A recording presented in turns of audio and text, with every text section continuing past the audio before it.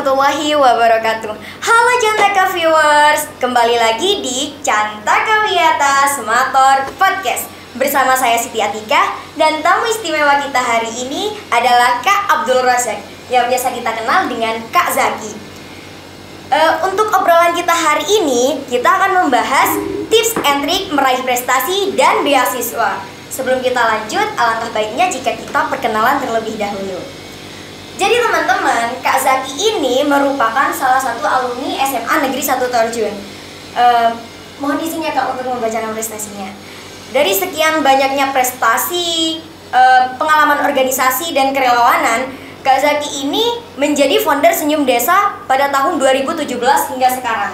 Menjadi pemuda pelopor nasional tahun 2020 dan menjadi pemuda utama Jawa Timur tahun 2023. Mungkin itu hanya beberapa saja. Ini masih banyak lagi untuk prestasi dari Kak Zaki ini. Nah, mungkin bisakah ya saya dan teman-teman Cantaka viewers di sana menjadi sehebat Kak Zaki? Kalau boleh tahu nih Kak, bagaimana sih Kak caranya meraih prestasi seperti yang sudah Kakak raih sejauh ini? Kalau boleh tahu Kak. Oke, selamat siang ya. Iya. Selamat siang Atika. Yang pertama tentunya senang banget bisa kembali ke sekolah. Ini ada program yang bagus di Semator, Cantaka ya. Iya, Cantaka. Tentunya sangat perlu diapresiasi juga seperti itu. Nah, berbicara tentang berprestasi, caranya berprestasi seperti itu. Semator adalah salah satu tempat yang tentunya sangat bersejarah mengantarkan saya juga sampai hari ini seperti itu. Nah, kalau berbicara tentang bagaimana caranya kita berprestasi, sebenarnya mimpi itu kan sederhana ya. Iya. Kita ada kata-kata yang mengatakan bahwa kita harus meraih cita-cita setinggi langit seperti itu.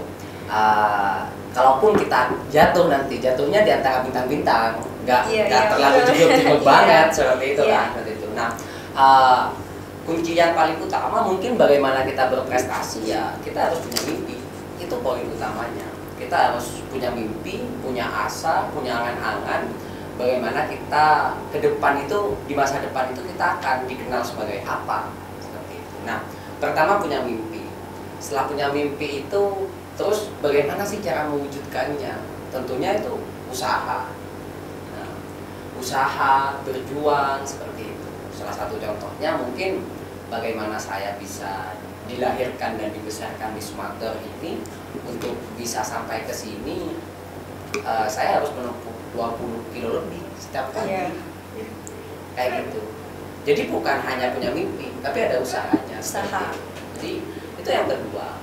Jadi kalau mengingat usaha itu seperti itu. Jadi dulu saya di sekolah ini ya, kita berbicara di sekolah ini, saya dulu pernah diamanahi punya takdir lah yang tidak semua orang punya kesempatan itu. Bagi saya diamanahi menjadi ketua OSIS di sini. Jadi sebelum jam 6 bahkan saya sudah ada di sekolah. Karena dulu saya ingat banget OSIS itu punya tanggung jawab parkiran. Parkiran. Ya. Jadi merapikan parkiran dan lain sebagainya seperti itu. Tapi itu bukan dalam artian OSIS menjadi tukang parkir. Itu dulu dalam benak saya ya, bukan OSIS menjadi tukang parkir. Tapi itu adalah bentuk sumbangsi kita yang punya tanggung jawab lebih bagaimana menjaga ketertiban dan kerapian di sekolah ini. Dan itu adalah menjadi OSIS, menjadi pemimpin bagi saya satu suri tauladan.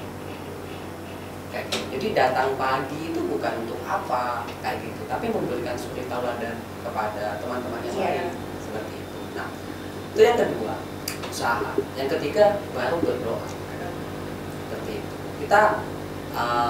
Saya selalu percaya bahwa kesuksesan seseorang itu bukan hanya ditentukan oleh kepintaran seseorang, kecerdasan seseorang, kebenjuan seseorang, bukan hanya itu. Tapi juga ada faktor X yang lain. Contoh, barokahnya guru, kiai. Nah, kita harus percaya kepada hal-hal itu. Bahwa memang saat kita memiliki sesuatu, itu semesta itu harus mendukung. Jadi kalau semesta, kita berbicara semesta, elemennya bukan hanya usaha doang. elemennya bukan hanya doa doang seperti itu, tapi semesta mendukung kita, apa yang akan kita raih di masa depan itu adalah salah satu hal saat semesta ini berkolaborasi bersama. Item-item itu semuanya seperti doa guru, baik itu di SD, di SMP, di SMA, kiai yang mengajari kita alif ba ta sa seperti itu. Jadi doa kedua orang tua tentunya itu kan pasti otomatis seperti itu. Nah, hal-hal seperti itu mungkin yang menjadi faktor-faktor X yang lain, atau satu hal, satu value, satu kebaikan, setetes keringat yang kita keluarkan dalam perjalanan hidup kita, mungkin itu yang diterima dijabah oleh Allah untuk menjadi faktor X penentu kesuksesan kita seperti itu. Jadi 3 itu aja sih mungkin kalau bagi saya ya, bagaimana berprestasi seperti itu. Tipsnya berprestasi ya selama kita punya 3 modal itu ya kita akan sampai pada tujuan. Berarti untuk meraih prestasi ini dibutuhkan itu mimpi, kita punya target ya Kak, usaha dan doa. Jadi ingat ini kalau untuk menjadi sukses dan berprestasi itu cuma membutuhkan duit, doa, usaha, ikhtiar dan tawakal. Ya, jadi gitu. kalau semesta sudah berkehendak, Allah sudah berkehendak, jadi apa yang kita inginkan dapat tercapai seperti itu ya Kak. Nah, jadi teman-teman, apapun yang kita targetkan harus kita usahakan, kita doakan, kita ikhtiarkan, dan kita pasrahkan kepada Yang Maha Kuasa. Nah Kak, jadi itu mungkin tips dan triknya untuk menjadi seseorang yang berprestasi.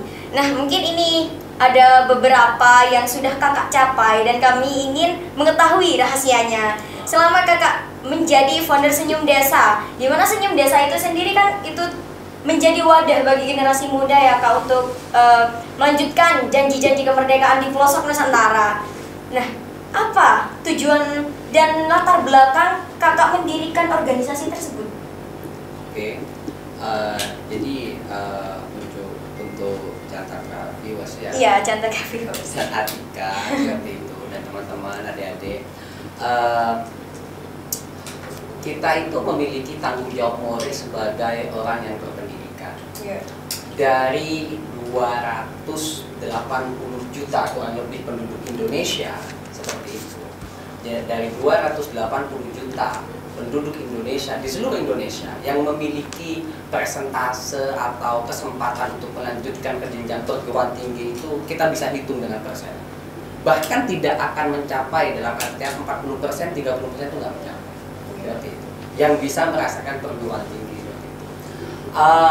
Angka kemarin kita lihat data-data yang dikeluarkan oleh Kompas dan lembaga-lembaga yang lain, bagaimana Presiden juga Presiden Jokowi juga sangat kaget saat melihat ternyata jumlah persentase penduduk Indonesia secara keseluruhan yang bisa merasakan pendidikan tinggi itu sangat di bawah standar negara-negara kalau kita mau menuju Indonesia Emas 2045. Dan ini kesempatan yang sangat luar biasa bagaimana contoh saya sebutkan salah satu lembaga ya, karena saya mengirimkan anak-anak Senyum Desa juga untuk bisa mendapatkan award itu seperti itu.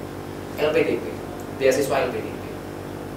Pemerintah akan menambah 6 kali lipat penerima beasiswa LPDP untuk pendidikan S2 dan S3 baik dalam dan luar negeri seperti itu. Artinya kalau kita berbicara dengan presentase data, kita sebagai orang yang terdidik, orang yang memiliki kesempatan, yang tidak semua orang itu memiliki kesempatan itu untuk bisa kuliah dalam artian punya tanggung jawab moral untuk pulang, punya tanggung jawab moral untuk memberikan karya, punya tanggung jawab moral untuk membersamai perjuangan bangsa ini menjadi bangsa yang kita cita-citakan di 2045 saat Indonesia sudah 100 tahun merdeka, 1 abad merdeka, kita punya mimpi bahwa kita akan mewujudkan Indonesia Emas. Dan Indonesia Emas itu bukan hanya tanggung jawabnya pemerintah. Indonesia Emas itu bukan hanya tanggung jawabnya para guru-guru, para dosen, para cendikia dan sebagainya, tapi kita, anak muda, punya tanggung jawab yang lebih. Punya tanggung jawab yang lebih apa dalam artian? Itu yang membuat saya sebagai generasi muda, sebagai anak muda yang lahir dari pelosok desa, yang untuk menuju ke kabupaten 30 kilo, untuk menuju ke SMA punya pengalaman dalam artian 20 kiloan, untuk sekolah SMP saya harus naik ojek dalam artian setiap hari, untuk sekolah SD Dulu itu saya jalan 4 kilo, 5 kilo, dan itu nggak pakai sandal. Iya. Nah, jadi tanpa alas kaki, becek-becekan, setiap pagi sekolah, saya menikmati dalam artian proses pendidikan yang tidak selayaknya didapatkan di sekolah dasar. Saya mendapatkan pendidikan yang lumayan bagus saat SMP. Saya mendapatkan saat di sekolah menengah atas di Sumatera ini, saya mendapatkan suatu rumah. Saya menganggap bahwa Sumatera itu rumah yang sangat inklusif, kayak gitu. Bisa menerima saya, bisa menumbuh kembangkan apa yang saya punya dan sebagainya. Tentunya saya bersyukur mendapatkan privilege itu. Nah, artinya saat saya sudah ada di posisi yang mungkin saya bisa berguna, bukan menjadi orang yang sukses ya. Saya belum menjadi orang yang sukses dalam artian saya bisa melakukan sesuatu. Saya ingin mengajak teman-teman yang mungkin merasa beruntung seperti saya, punya kesempatan untuk kuliah dan lain sebagainya sampai S1, S2 seperti itu. Saya ingin waktu itu hanya bermimpi saat saya ada di UNER waktu itu 2017, saya ingin membentuk suatu wadah di mana wadah itu bisa memberikan pengabdian masyarakat tanpa melihat you dari mana, kamu dari kampus mana, kamu kuliah atau nggak kuliah. Kamu anak muda, kamu mau balik ke desa, kamu mau melakukan pengabdian, kamu mau diajak soro atau susah-susah masuk ke pelosok-pelosok desa, ya ayo. Kita nggak mau melihat isu kamu dari mana, asalnya dari mana, dan lain sebagainya. Kamu kuliah atau nggak kuliah, enggak. Kayak gitu. Saya beranggapan bahwa semua anak Indonesia yang hidup di Indonesia, menghirup udara Indonesia, minum dari tanahnya Indonesia, dan makan dari sumber dayanya Indonesia, punya tanggung jawab bersama untuk merawat ibu terpilih ini. Akhirnya karena gagasan itu banyak yang bergabung. Dalam 2017 itu ada mungkin teman-teman. Jadi Senyum Desa itu adalah embrio yang dilahirkan dari rahim Sumatera sendiri. Di Sumatera ini dulu saya membuat saya OSIS, saya punya sahabat. Yang sahabat itu sahabat juang saya. Tapi tidak pernah mau mensupport saya di OSIS. Dia selalu mengatakan, saya mendukung, mensupport kamu 24 jam. Saya akan ikut, ada di depan, di belakang, di sampingmu, tapi saya tidak akan masuk sistemmu. Saya tidak akan masuk OSIS. Nah, teman-teman sahabat juang saya itu namanya Radar Squad. Itu kayak geng, anak-anak IPS.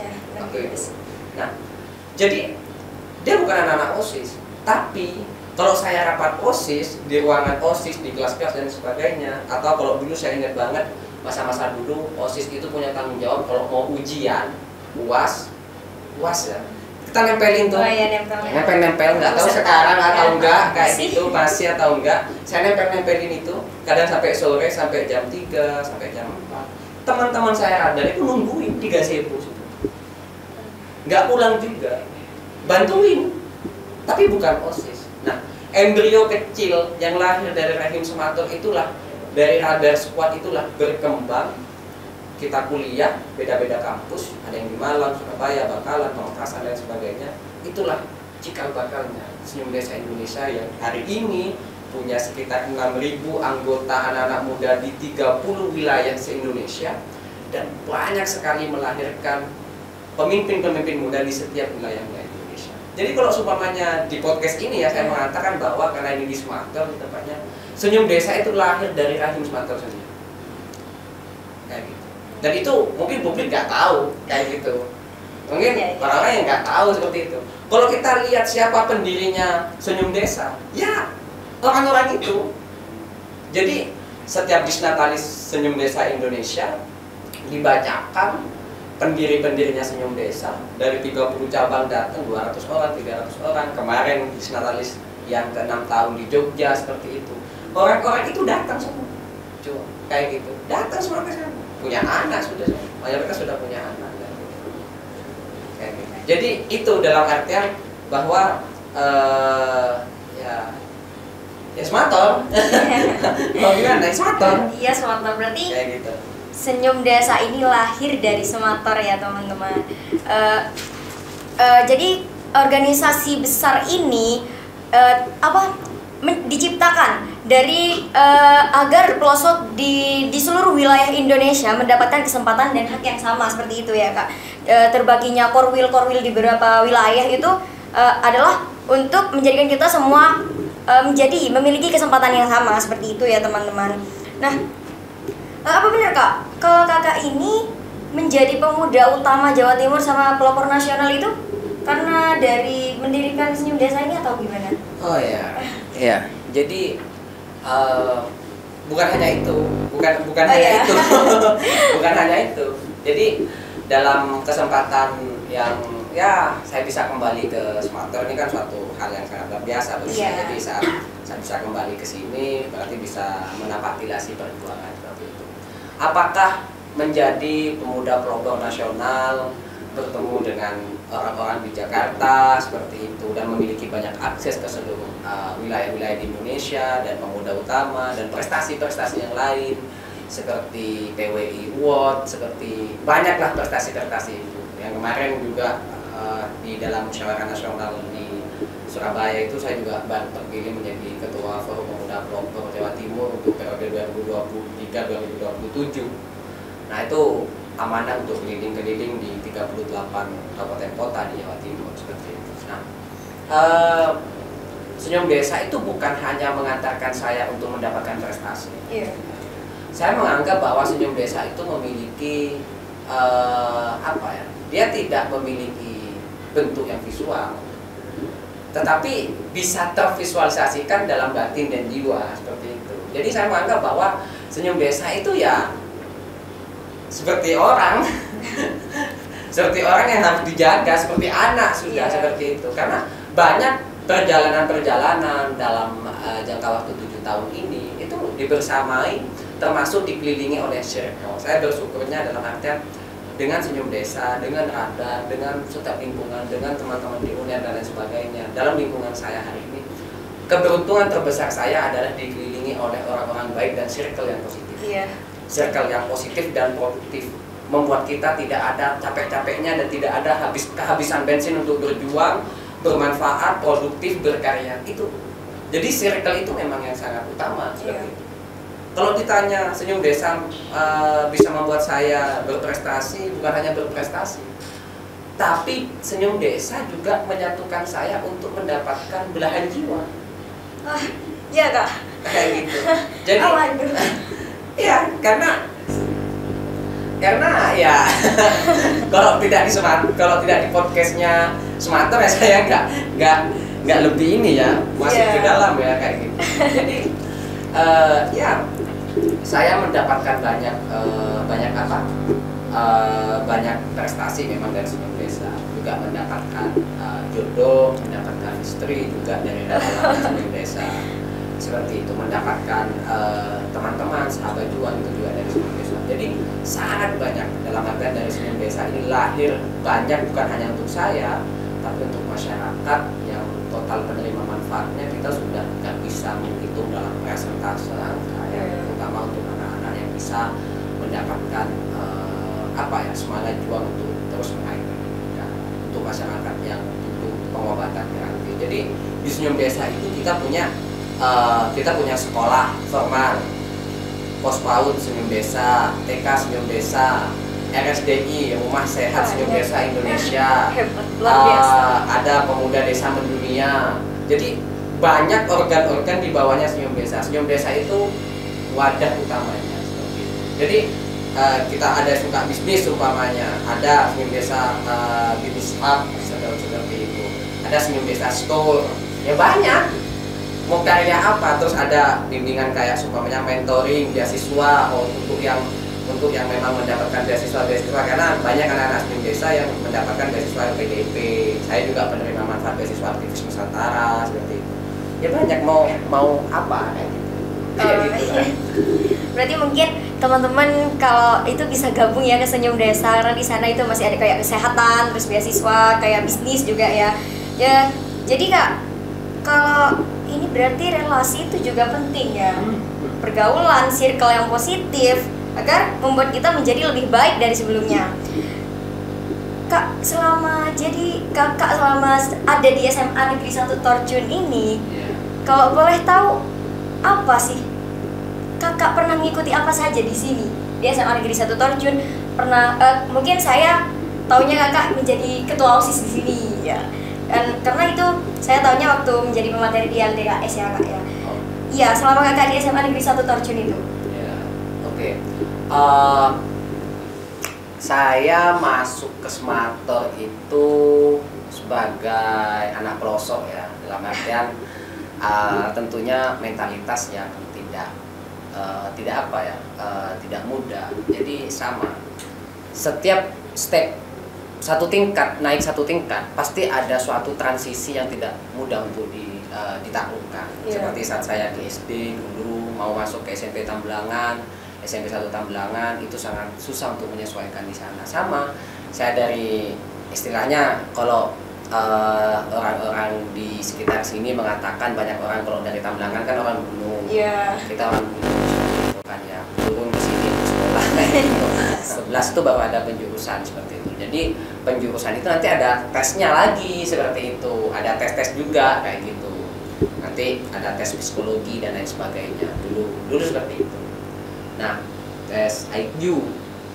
Jadi saya di 10.2 dulu. Nah, ikut apa ya? Kalau saya dulu pernah ikut Damrio. Nggak tahu sekarang kayaknya sudah nggak ada. Itu teater Damrio. Jadi saya itu ikut ekskul itu ya pramuka, ikut teater Damrio, dan bahkan di teater Damrio itu saya pernah menjadi ketua waktu itu. Di teater Damrio itu juga pernah saya itu jadi ketua.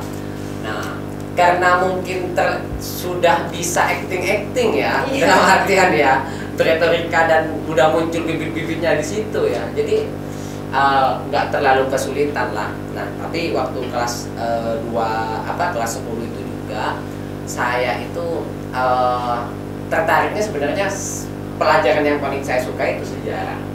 Sampai saya kuliahnya itu pilihan pertamanya itu fakultas hukum, politik, sejarah.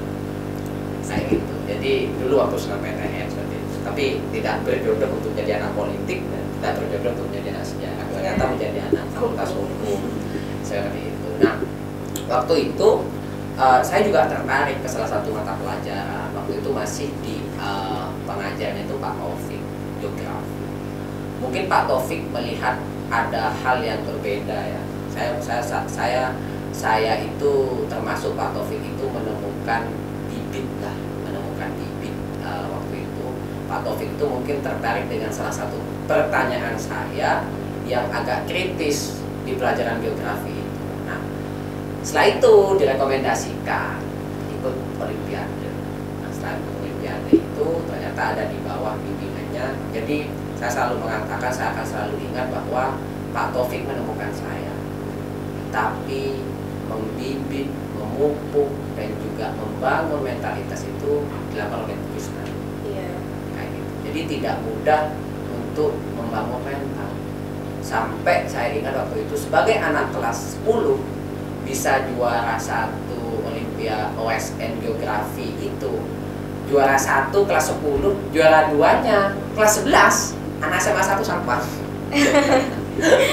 Kayak gitu. Jadi untuk mendidik anak desa yang tidak punya mentalitas juara itu sangat sulit. Kayak gitu. Jadi kita tetap akan selalu mengingat bahwa mentalitas itu dibangun dari sana. Nah, akibat di bawah bimbingan yang keras ya, saya mengatakan bahwa pemimpin itu tidak lahir dari ombak yang tenang. Pasti akan lahir dari badai dan terjangan ombak-ombak yang keras. Dan Bu Krisnani memang mendidik saya tidak semudah itu. Bimbingan dan lain sebagainya. Dan mentalitas itu membawa saya untuk, karena punya mentalitas juara, didampingi. Saya ingat banget waktu itu dipanggil waktu upacara. Itu pertama kalinya saya sort of di depan publik di saat upacara, didampingi Bu Krisnani menerima penghargaan sebagai juara 1 pemuda juara 1 SN geografi Kabupaten Sampang. Waktu itu Pak Ahmad, nama kepala sekolahnya, diberikan didampingi Bu Krisnani.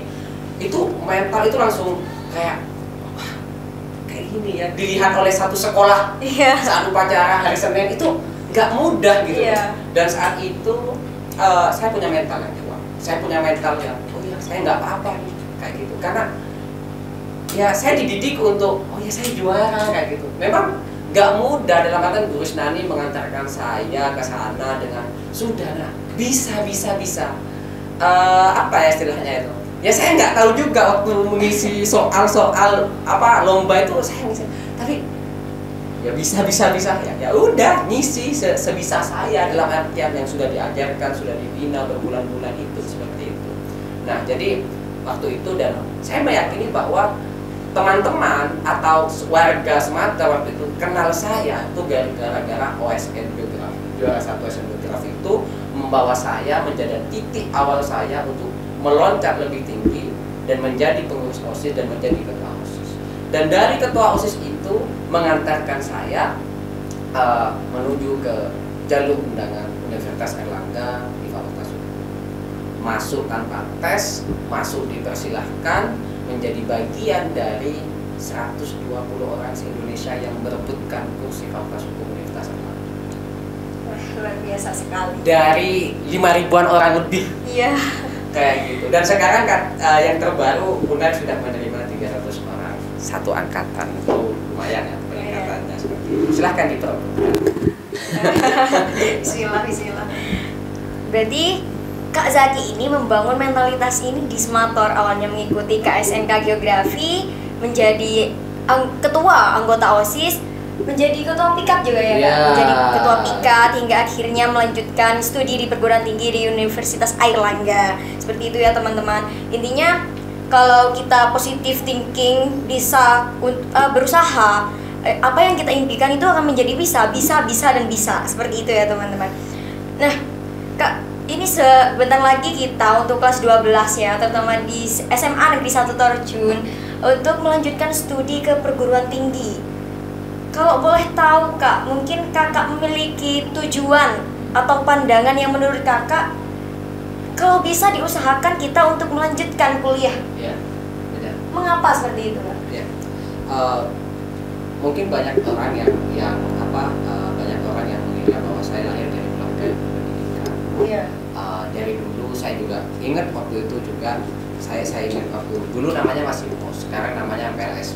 Iya. Saya dulu berkenalan, kalau ketua OSIS kan berkenalannya di akhir-akhir. Iya. Jadi OSISnya kenalan semuanya kayak gitu. Terus saya terakhir. Terus saya bilang ke anak baru waktu itu, saya masih ingat baru berapa itu ya, 2014 atau 2015 waktu itu. Jadi sudah ya 8-9 tahun yang lalu lah mungkin. Saya bilang gitu, saya dari mana gitu kan. Kalau coba tebak saya dari mana kayak gitu. Jadi teman-teman mengira saya dari Sampang, anak Sampang dan lain sebagainya. Terus juga waktu saya kuliah di UNER juga, setelah teman-teman tahu rumah saya di pelosok desa sana yang tidak bisa masuk kalau sudah musim hujan seperti ini kayak gitu, itu kagetnya masya Allah luar biasa. Jadi saya lahir dari keluarga yang bapak ibu saya tidak bisa baca tulis. Saya 5 bersaudara. Saya anak keempat, 3 kakak di atas saya tidak lulus S2. Jadi kalau tanya, oh iya saya S2, iya saya S2. Tapi background saya bukan orang berpendidikan, kayak gitu. Jadi jangan anggap bahwa saya ini dari keluarga yang berpendidikan dan sebagainya. Tapi kan itu pendidikan secara formal. Iya. Tentunya ada value dan juga nilai yang ditanamkan. Takdir yang berbeda lah mungkin. Kalau seumpamanya bapak dan ibu saya lahirnya di pusat kota, mungkin ya sekolah. Saya kan lahirnya dari orang-orang pelosok seperti itu. Nah, kenapa saya mengatakan bahwa pendidikan itu penting? Kenapa melanjutkan pendidikan itu penting? Sampai hari ini harkat dan martabat keluarga saya naik drastis dalam artian dihormati, dijunjung dalam artian. Kalau seumpamanya saya memiliki kesempatan sebagai orang yang, saya bukan orang yang kaya, tapi saya orang yang mampu dalam artian untuk sekedar hidup itu tidak berhutang lah, kayak gitu. Bukan orang yang kaya raya, tetapi orang yang cukup itu saat ditopang oleh seorang anak yang dari desa, tidak berpendidikan dan tidak ada di lingkungannya. Jadi saya satu-satunya dari mbah saya sekarang masih hidup, nenek saya itu umurnya 115-117 tahun lah mungkin. 1 abad. Itu masih hidup. dia punya sudah generasi keempat apa ketiga itu cucu-cucunya dan sebagainya. Di antara keluarga besar yang hampir 50 orang itu cuma saya yang satu-satunya yang bisa melanjutkan perkuliahan sampai S2. Dan di lingkungan saya di desa saya nggak ada orang kuliah. Kayak gitu. Masuk aja ke desa ke sana nggak ada orang kuliah. Ya nonton SMP, SMA karena sekarang sudah mulai agak ada yang nggak harus ke Tambelangan kalau mau sekolah. Di sana di pondok-pondok sudah ada seperti itu. Artinya saya ingin meyakinkan ke adik-adik smarter dan juga pendengar di seluruh Indonesia yang mendengarkan podcast ini, kita bisa mengubah kehidupan kita bisa mengubah masa depan kita bisa mengubah keadaan kita yang hari ini. Itu karena pendidikan itu adalah kunci. Bukan hanya pendidikan itu untuk bisa dalam artian melihat bahwa dunia ini tidak hanya dunia ini tidak hanya selebar cuma Semator, cuma Sampang, cuma Jawa Timur, cuma Indonesia. Pendidikan membuat saya yang anak desa, kita tidak bicara prestasi, tapi dengan pendidikan saya bisa keliling ke Sumatera, ke Kalimantan, ke Nusa Tenggara, ke Sulawesi, ke Indonesia Timur. Bahkan pendidikan mengantarkan saya ke luar negeri. Saya umroh dibiayai, saya dari dulu.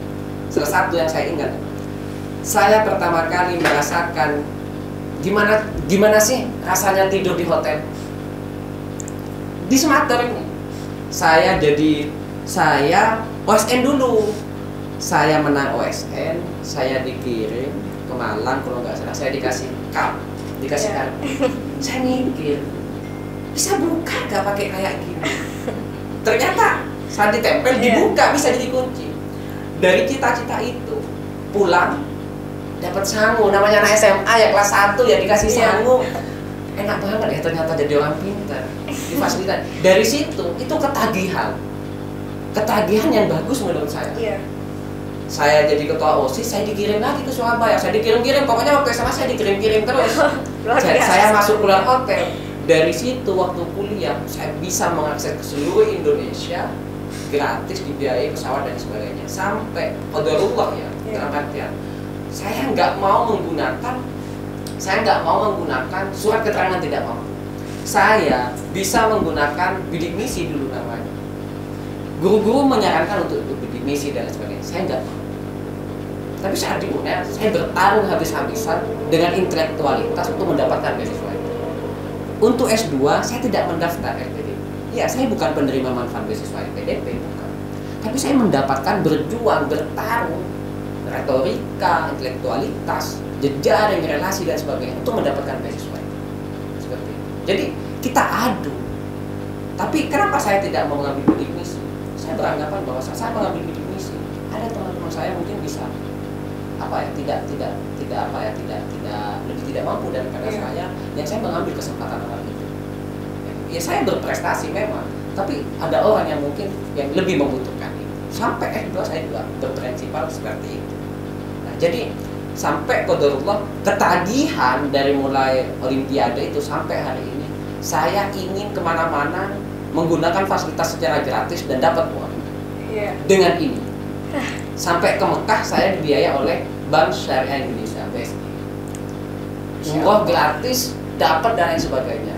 Jadi dalam negeri sudah. Bulan depan saya mau ke Malaysia sama Singapura. Luar biasa sekali, mungkin bisa menjadi contoh untuk kita dan warga Semator terutamanya ya teman-teman.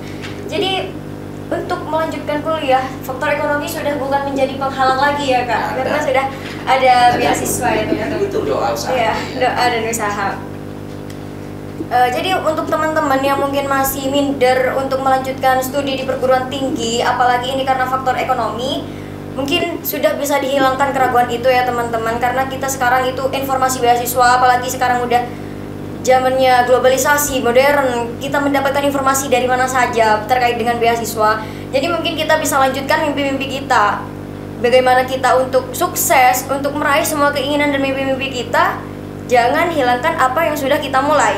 Seperti itu ya teman-teman. Nah Kak, mungkin ada motivasi dari kakak untuk terkait yang barusan dibicarakan, apa yang kita bahas mengenai prestasi dan untuk teman-teman yang akan melanjutkan ke perguruan tinggi. Boleh nggak? Ya, yang terakhir ya. Iya. Oke, sesi terakhir. Hidup itu hanya sekali. Ya, hidup itu hanya sekali teman-teman.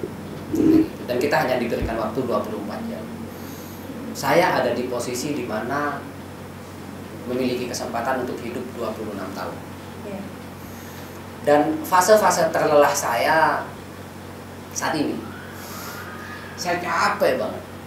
Saat ini saya sedang berada di posisi yang capek banget. Saya sudah 4 tahun hidup itu diatur oleh jadwal. Jadi kalau lihat di kalender kayak gitu, kayak hari ini kan sudah terjadwal dari minggu yang kemarin, kayak gitu. Sebenarnya jadwalnya itu nggak ada kesini, tapi karena ya kalau saya itu kan samikna wa ta'na kepada guru, kayak gitu. Saya bisa meluangkan, oke, kayak gitu. Jadi saya hari ini sudah 4 tahun ini hidup dengan jadwal yang yang sengkarut lah, banyak banget. Tapi kadang gini, kesibukan aktivitas yang kita inginkan, yang kita jalani hari ini, di luar sana itu banyak orang-orang yang menginginkan ada di posisi ini. Jadi untuk adik-adik yang lagi berjuang hari ini, hidup hanya sekali, kita mau dikenang sebagai apa? Kita mau dikenal sebagai apa? Kita mau meninggalkan jejak seperti apa? Berjuanglah semaksimal mungkin, sebisa mungkin. Dan sebelum adik-adik sampai di posisi terendah dalam hidup, berarti adik-adik belum sampai. Titik-titik terendah itu seperti apa, Kak Zaki? Saat saya pulang dari rapat OSIS, menyiapkan ujian, dan masih menjaga ekskul, nyampe di kota, ya. Adik-adik Sumatera pasti tahu, nyampe di Cirenyi di kota, karena saya nggak bawa sepeda motor, itu sudah maghrib, sudah malam, dan saya menunggu tumpangan ke arah utara ke Tambelangan itu sudah jam 7:30 malam, pakai baju semater sekolah. Saya belum bisa pulang, masih jauh dalam hati. Di situ saya berpikir, ya Allah, saya mau jadi apa? Perut itu, masya Allah, laparnya itu luar biasa. Itu salah satu yang saya ingat sampai sekarang, banyak momen, tapi itu yang salah satu yang saya ingat. Perut itu masya Allah laparnya itu, masya Allah laparnya. Karena makan itu siang di kantin. Ini udah jam 8 malam masih pakai seragam di kota, dan rumah saya tuh masih ya lebih jauh daripada dari Sematerjun ke kota. Masih tinggal jamnya lagi ke utara, dan besok harus ke sekolah lagi. Di titik terendah itu, saya cuma berdoa pada Allah, kalau memang suatu saat nanti ini adalah salah satu jalan, saya akan sabar menjalani. Itu salah satu titik terendah saya, dan saya mengatakan bahwa saya tuh nggak takut berjuang. Tapi istilahnya kalau perut lapar itu kan kita kehilangan sampai kehilangan mimpi gitu. Ini udah lapar banget kayak gitu. Dan ternyata mentalitas ada di titik terendah itu sampai sekarang, sampai di masa-masa kuliah saya menahan lapar istilahnya untuk berkali-kali dalam artian. Ada beberapa guru, ada beberapa teman yang di masa-masa itu membantu saya, ngasih uang, ngasih penton, ngasih apa, saya masih ingat sampai sekarang. Kayak gitu. Jadi di Semater saya sudah diajarkan untuk saya menahan lapar. Saat kuliah pun, saat sangu sudah nggak ada, beasiswa belum cair dan sebagainya, menahan lapar itu udah biasa. Saya mentalitas mah udah kuat, dari SMA saya sudah nahan lapar kok. Kayak gitu. Jadi berjuanglah, berjuang sampai di titik terendah. Kalau belum nyampe kepada titik terendah, berarti pintu kesuksesan secercah harapan itu masih jauh. Karena Tuhan Allah Subhanahu wa Ta'ala tidak akan pernah tidur, tidak pernah melihat apa yang kita lakukan. Dan tempat yang disiapkan oleh Allah untuk kita itu tempat yang kita perjuangkan hari ini. Kalau mau melihat masa depan, lihatlah hari ini kita sedang ngapain. Lihatlah adik-adik sedang ngapain. Lihatlah 24 jam yang adik-adik lakukan itu ngapain aja. seperti itu. Jadi jangan pernah jadikan faktor ekonomi, jangan pernah jadikan faktor kepintaran, karena saya juga tidak pintar. Saya tidak pintar, saya itu cuma orang Madura yang memiliki keberanian. Kata orang Surabaya, bonek. Saya tuh bonek kayak gitu. Saat mau kuliah, daftar kuliah, bapak lagi ada di atas genting memperbaiki rumah. Pak, mau daftar kuliah ke Malang waktu itu. Saya mau kuliah ke Malang kayak gitu. Cuma salaman doang, gak dikasih uang. Nyampe Sidoarjo, ban bocor kayak gitu. Jadi jangan apa dalam artinya, hidup yang tidak pernah diperjuangkan tidak akan pernah dimenangkan. Dan saya memperjuangkan hidup saya. Sekarang adik-adik di Sumatera memperjuangkankah hidup kalian, dan itu untuk kalian. Itu Atika. Iya. Jadi teman-teman, untuk teman-teman yang sekarang sedang berjuang, jangan sampai perjuangan kalian itu sia-sia, bahkan saat kalian berada di titik terendah sekalipun. Jadi kita harus berusaha, apapun yang kita inginkan, target yang kita impikan harus kita raih. Jadi saya keinget, mungkin ini kata-kata Bu Anda, kakak dulu mungkin pernah mengatakan kalau duit itu cuman ya itu, duit adalah kunci dari semuanya. Nah, jadi keberkahan guru, kesimpulan dari hari ini, keberkahan guru, keberkahan kiai, ilmu yang barokah, dan apa yang kita lakukan sekarang adalah masa depan kita. Jadi kita akan menjadi apa yang kita inginkan, tergantung dari kita itu mau jadi apa. Jadi hidup kalian harus dipertaruhkan. Nah, mungkin dari teman. Ya. Mau ditutup ya? Iya. Iya, sebelum ditutup, Kak Zaki mau 1 menit. Iya, boleh Kak. Ya. Dalam kesempatan yang sangat berbahagia ini, tentunya ini bisa dilihat di manapun yang bisa diakses nanti di YouTube dan sebagainya. Saya mau mengucapkan terima kasih. Saya mau mengucapkan terima kasih untuk orang yang percaya terhadap diri saya, para guru di SMA 1 Torjun. Dari hati yang paling dalam, dari jiwa yang mungkin selalu saya rawat keberanian, saya ingin mengucapkan dengan hati yang sangat tulus bahwa apa yang saya alami hari ini, apa yang saya nikmati hari ini, itu adalah berkat doa, keyakinan, dan keyakinan guru-guru di Sumatera. Saya tidak bisa menyebutkan semua guru itu, tapi semua guru di Sumatera waktu itu percaya kepada saya, anak desa yang seperti saya bisa meraih apa yang memang saya impikan. Dan saya hari ini, saya adalah orang yang paling bahagia di dunia. Saya adalah orang yang paling bersyukur di dunia. Hidup yang saya jalani hari ini adalah hidup yang saya cita-citakan. Saya tidak kekurangan apapun. Saya memiliki keluarga yang bahagia dengan 2 anak dan lain sebagainya. Dan saya memiliki pendidikan yang lumayan, sudah lulus S2 dan lain sebagainya. Dan ini adalah berkat keyakinan, support, doa sampai hari ini dari guru-guru Sumatera. Dan saya ingat banget, di antara ratusan, 500-an mungkin siswa di Sumatera, saya meyakini bahwa setiap guru itu memiliki keyakinan dan perhatian yang lebih terhadap saya. Entah kasihan karena saya sangat jauh sekolah ke Sumatera waktu itu, entah kasihan karena mungkin dalam artian bukan kasihan, tapi merasa memiliki tanggung jawab yang lebih karena saya berprestasi atau saya ketua OSIS dan sebagainya. Tapi saya bersyukur dan alhamdulillah karena saya sekolah di sini di Sumatera dan saya dikelilingi oleh guru-guru yang sangat luar biasa yang percaya terhadap mimpi-mimpi anak didiknya.